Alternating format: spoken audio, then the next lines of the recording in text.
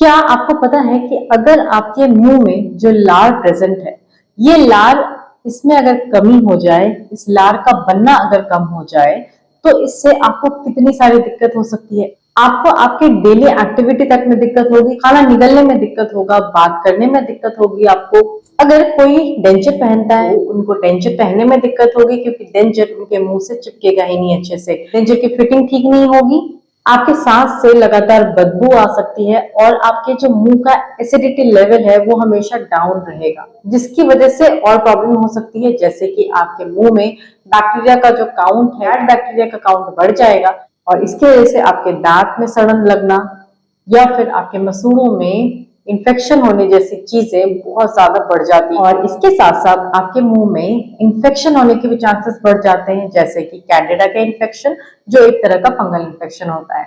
मेरे कहने का मतलब ये है कि अगर आपका मुंह सूख रहा है और लंबे समय से आपको ये प्रॉब्लम है, तो आपको इसको इग्नोर नहीं करना चाहिए, क्योंकि ये आपको डेली एक्टिविटी में तो प्रॉब्लम करती है, पर साथ के साथ ही आपके माउथ के हेल्थ के लिए बहुत ही खतरनाक हो सकता है। और इस वीडियो में मैं इसी बारे में बात करूंगी कि आखिर मुंह सूखता क्यों है, इसके पीछे कारण क्या होते हैं और इस कंडीशन से आप किस तरीके से बाहर आ सकते हैं, क्या इस कंडीशन को आप घर बैठे ही ठीक कर सकते हैं। हेलो एवरीवन, मेरा नाम है doctor Vidisha. Welcome back to my channel. अगर आप चैनल पर फर्स्ट टाइम आए हैं तो प्लीज चैनल को सब्सक्राइब कर दीजिएगा, बेल आइकन जरूर दबाइएगा ताकि आपको न्यू वीडियो की नोटिफिकेशन टाइमली मिलती रहे। चलिए वीडियो को शुरू करते हैं। आपको मुंह सूखने की प्रॉब्लम तब हो जाती है या फिर ड्राई माउथ की प्रॉब्लम तब होती है जब आपकी बॉडी में थूक की ग्रंथि होती है, जो आपके जबड़े के आसपास प्रेजेंट होती है, वो लार बनाना या तो कम कर देती है या उसमें कोई प्रॉब्लम आ जाता है, वो ठीक तरीके से काम नहीं कर रही होती। सूखने के और भी कई कारण होते हैं, जैसे कि अगर आपका बॉडी डिहाइड्रेटेड है, आप बहुत ज्यादा मुंह से सांस लेते हैं, तब भी आपको ड्राई माउथ की प्रॉब्लम होती है। सो ड्राई माउथ को जो सबसे दो इंपॉर्टेंट कारण होता है वो है, या तो आप किसी चीज का मेडिसिन ले रहे हैं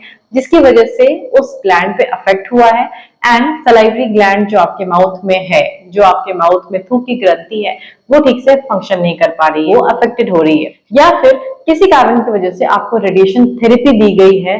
एंड जब आपको रेडिएशन थेरेपी दी जाती है तो ये जो थूक की ग्रंथि होती है कुछ हद तक फाइब्रोसिस हो जाता है एंड वो ठीक से काम नहीं कर पाती, उसमें जो थूक बनने की प्रक्रिया होती है वो ठीक से नहीं हो पाती है। पहला रीजन जो मैंने कहा, दवाइयां। मोटे तौर पे लगभग 400 ऐसी दवाइयां हैं जिसमें प्रिस्क्रिप्शन दवाइयां भी इंक्लूडेड है या फिर नॉन प्रिस्क्रिप्शन दवाइयां भी इंक्लूडेड है, जिसकी वजह से लार बनने में कमी आ जाती है। जैसे कि जो मेडिकेशंस कैंसर के लिए यूज होता है, साइकोलॉजिकल ट्रीटमेंट के लिए जो मेडिकेशंस यूज होता है, या फिर पार्किंसंस डिजीज में जो मेडिकेशन यूज होता है, ये सारी दवाइयां ड्राई माउथ का कारण बनती है। ड्राई माउथ का बहुत सारे इफेक्ट होता है जो मैंने अभी आपको बताया। इसके साथ साथ ड्राई माउथ का एक बहुत कॉमन इफेक्ट होता है, वो है मुंह में छाले बन जाना। क्योंकि आपके माउथ में अगर थूक नहीं रहेगा, अगर सलाइवा नहीं रहेगा, तो बहुत अच्छे से आपके माउथ में लुब्रिकेशन नहीं हो पाता है, इसकी वजह से मुंह में छाले बन जाते हैं। ऐसे लोग जो एंटी हाइपरटेंसिव दवाइयां लेते हैं या फिर एंटी डिप्रेसेंट लेते हैं, एंटी एंजाइटी पिल्स लेते हैं, में भी मुंह सूखने की प्रॉब्लम बहुत ज्यादा देखी गई है।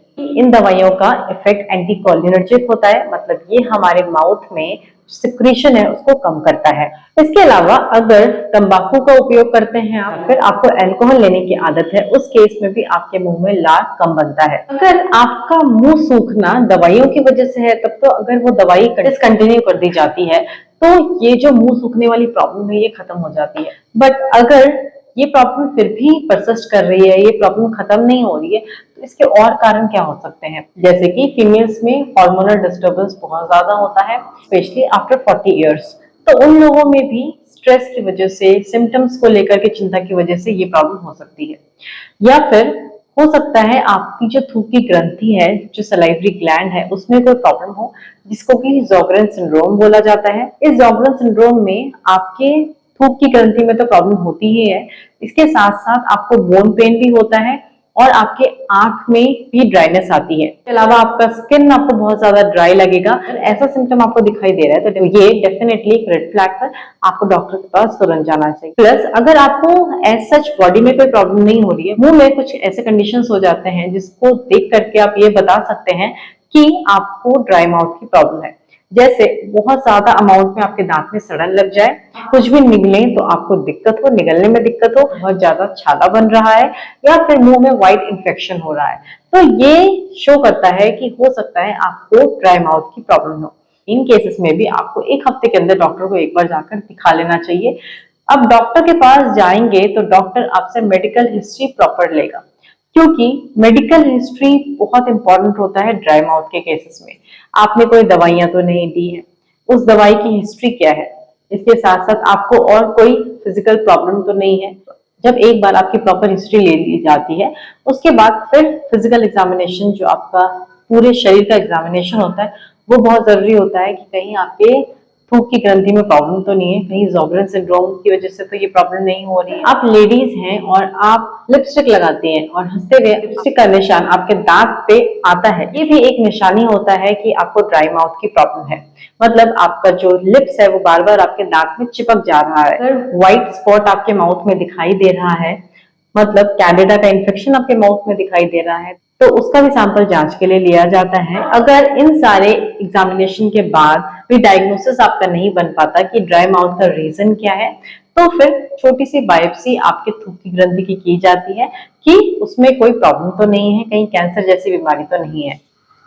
इसके ट्रीटमेंट के लिए सबसे पहले तो अगर आपको किसी मेडिसिन की वजह से ये ड्राई माउथ हो रहा है, तो डॉक्टर ट्राई करेंगे कि वो उसकी जगह ऑल्टरनेट मेडिसिन दे या फिर उस दवाइयों को कुछ दिन के लिए बंद कर दे। और जिस चीज के लिए वो दवाई आप ले रहे हैं, हो सकता है आपको दूसरी प्रॉब्लम फेस करनी पड़ सके, जो इमीडिएट रिलीफ होता है उसके लिए मेडिसिन कभी कभी बंद करना पड़ सकता है। ऐसी दवाइयां भी देनी पड़ती है, हमारे बॉडी में लार के उत्पादन को बढ़ाती है, या फिर आर्टिफिशियल सलाइवा भी आजकल अवेलेबल है मार्केट में, उसका भी ड्रॉप लिया जा सकता है।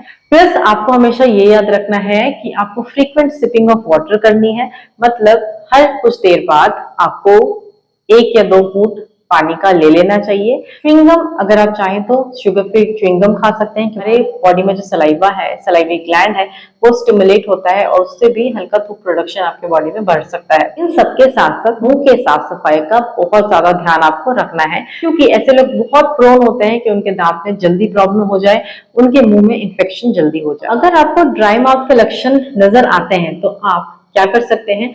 सबसे पहला जो मैंने कहा कि लार को बढ़ाने वाली दवाइयां ले सकते हैं, जैसे पाइलोकार्पिन या फिर सेविमेलाइन।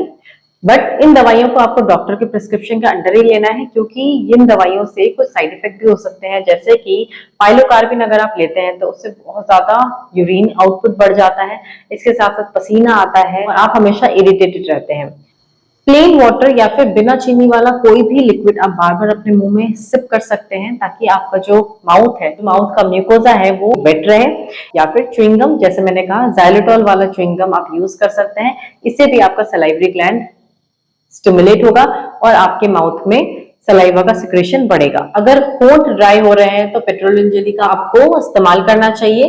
प्लस अपने डेंचर के नीचे भी आप जेली जैसी चीज लगा सकते हैं, ताकि उससे आपको चोट ना लगे, क्योंकि ड्राई माउथ में क्योंकि लुब्रिकेशन नहीं होता है तो चोट लगने की बहुत ज्यादा संभावना होती है, जिससे फिर प्रॉब्लम होती है, पेन होता है, अल्सर होता है, पेशेंट अगर कुछ भी खाना चाहे तो उसको जलन होती है, आपके माउथ में टेस्ट जो सेंसेशन होता है वो बिगड़ जाता है। कोई भी प्लस कोई भी खाना जो आपको इरिटेट कर रहा है, चाहे वो मीठा हो, चाहे वो मसालेदार हो, गर्म खाना हो, उस चीज को आपको अवॉइड करना है। इस समय जो म्यूकोजा होता है माउथ का, वो बहुत ज्यादा सेंसिटिव हो जाता है। आप कुछ भी लेते हैं तो आपको जलन होती है, खाना खाने का मन नहीं करता, खाना खाने में एक्चुअली दिक्कत होती है। ये प्रॉब्लम मोस्टली ओल्डर एज लोगों में होती है, या फिर जो फीमेल्स हार्मोनल चेंजेस से गुजर रही होती हैं, जैसे कि मेनोपॉज एंड पेरीमेनोपॉजल वुमेन्स में मोस्ट कॉमन देखा जाता है। या फिर अगर यंग एज में भी आपको बहुत ज्यादा दांत सड़ रहा है या फिर मुंह में बार बार अल्सर हो रहा है, तो आपको तुरंत एक बार डॉक्टर को दिखा लेना चाहिए कि ये जो प्रॉब्लम है इसका रीजन क्या है। ड्राई माउथ की प्रॉब्लम बहुत ज्यादा दिन आप इग्नोर नहीं करना चाहिए, कि हो सकता है ये किसी अंडरलाइंग डिजीज के बारे में आपको बताना चाह रहा हो, आपका बॉडी आपको संकेत दे रहा हो। आप मुझे कमेंट करके बताइए कि आपके आसपास आपने ऐसी कोई प्रॉब्लम सुनी है। अगर सुनी है तो आप स्टोरी शेयर कीजिए। वीडियो अगर आपको अच्छी लगे तो प्लीज चैनल को लाइक कर दीजिएगा, चैनल को सब्सक्राइब कर दीजिएगा एंड फ्रेंड्स एंड फैमिली के साथ जरूर शेयर कीजिएगा। मिलती हूँ नेक्स्ट वीडियो में। Thank you so much for watching.